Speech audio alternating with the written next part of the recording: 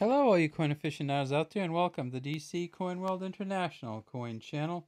Today we have the 1, 2, 5, and 10 Pfennig coins for you from the Federal Republic of Germany, or West Germany as we used to call it. We see here's the 1 here, 2, 5, and 10. And we see that they don't necessarily have a graduated system of size based on value. So the 1 is smaller than the 2, but the 2 is bigger than the 5, and then the 10 is bigger than all of them. And to make it even more confusing, when we bring the 50 Pfennig coin in, we see that the 50 Pfennig coin is smaller than the 10 and slightly larger than the 5, and almost the same exact size as the 2. So we kind of have a interesting, obviously it has the reeded edge on it. So many countries don't necessarily have a graduated sizing for their currency. And of course, the United States is a good example. They have the 1 cent coin is smaller than the nickel or 5 cent, but then the dime or 10 cent coin in the US is smaller than all of them, and then it starts getting bigger again. So in Germany, the smallest coin is the 1, the second smallest is the 5. The third and fourth smallest are the 50 and the 2, and then there's the 10. But we want to concentrate on these 4 coins right here. Right now, they're all from 1971. And as you can see, there are different materials in them, and you can tell that just by looking at them. This isn't some kind of wear thing or anything else. They're all from 1971. But the 1 and 2 Pfennig coins are both copper-clad steel. So what is copper-clad steel? Essentially, they take copper and they put it over the top of steel. And actually, you can see the line in there. See that copper and see the steel? If you tip it up on its edge, you can actually see the copper cladding on there, or essentially copper coating. So these are copper-clad or copper-coated steel. And then the 5 and the 10 are a different material, and they are brass-clad steel. So in other words, this is a brass material on top, and that one that's a beauty, isn't it? See how the brass is on top of the steel here? So these are all going to be magnetic coins. However, the 2 wasn't always magnetic, but from 1967 on it was. So when we look at the 1, 2, the 5, and the 10, we see that they have very similar characteristics to them. They all have the 2 ears of rye. They all have the Pfennig at the bottom, Pfennig, and then they all have a space at the top, and in that space, that's where the mint mark is. So if we look at these coins, we see that there is a J on this one and this one. There is let's see if we can tip this one up. Let's blow it up actually a little bit. There's a D on this one and an F on this one. See that J? There's a J, J, F, D. So we know that there's at least 3 different mints, right? The J, the F, and the D.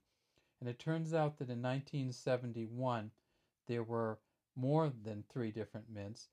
There were 4 different mints. And that was D for Munich. So this is D. This is a Munich mint. F for Stuttgart. J for Hamburg. And then there was also a G, and that was the Karlsruhe mint. And we don't have the G here, but so in 1971 there were 4 mints. Now those of you who are German coin collectors say, hey, wait a second, there's an A mint also, an A mint mark from Berlin. Well, the A mint mark from Berlin didn't come around until 1990, so none of these coins in 71 could have had an A mint mark on them because the Berlin mint wasn't producing these coins with a mint mark in 1971. If we turn them over, we can actually see that they are from 71, and we see the young oak sprout here, another oak sprout here, and see the 71, 71. When we turn them on this side, it's very hard to see the difference because they all have the same back side on them.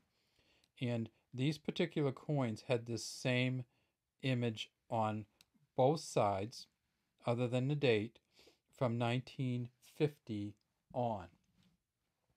So essentially from all the post-war years. And these coins here were all made from 1950 until 2001. Now, many of you know what 2001 meant, and that was the end of Germany's own coins and their movement to the euro, which they moved to in 2002. So these coins all look the same, they have the same image. They all had the same image from 1950 until 2001. There was a slight change to sometimes the lettering on some of these was like wider or thinner. And then, of course, as I said, the two Pfennig went from a non-magnetic to a magnetic in 1967, I believe. And so when you look at these coins, they're all going to look similar no matter what the year. Now, the 50 Pfennig coin looks very different, and let me show you that one. On the 50 Pfennig coin, and of course, this is a 1967, which is the same as the 71, same characteristics. It's the woman planting the oak tree, and that's just a magnificent engraved image on there. As you can see here, she's kind of kneeling down, planting the oak into the ground, and you can see the roots coming out, and she's dug a little hole here. So this is the 50 Pfennig coin, and that's different from all of the others. And of course, once you get past 50 Pfennig, you get up to 1 Deutschmark, and that coin is quite different and doesn't keep any of these stylings. Now, this coin engraving on this particular coin was all done by R. Werner, or Werner, I guess you could say. It's Werner was the engraver. And they all say Bundesrepublik Deutschland on all of them. You can see that Bundesrepublik Deutschland on the 50 Pfennig coin. It says Bundesrepublik Deutschland also, but it's on the other side. All right. Well, that's all we have for our 1971, 1, 2, 5, and 10 Pfennig coins from Germany, with a guest appearance by the 50 Pfennig coin from 1967. I'm going to blow them up a little bit so you can see them a little bit. Look how detailed these leaves are on here. You can see the dot between them. Now, these are all smooth on the sides, except for the 50, and you can see all the clad on each one of these. So these are the brass clad here, copper clad here. If we put them up next to each other, you can see the difference in color. See the copper color here and the brass here. That's all we have. We'd love to have you subscribe to our channel and leave any comments you might have in the comments section. Have a great day from DC Coin World International.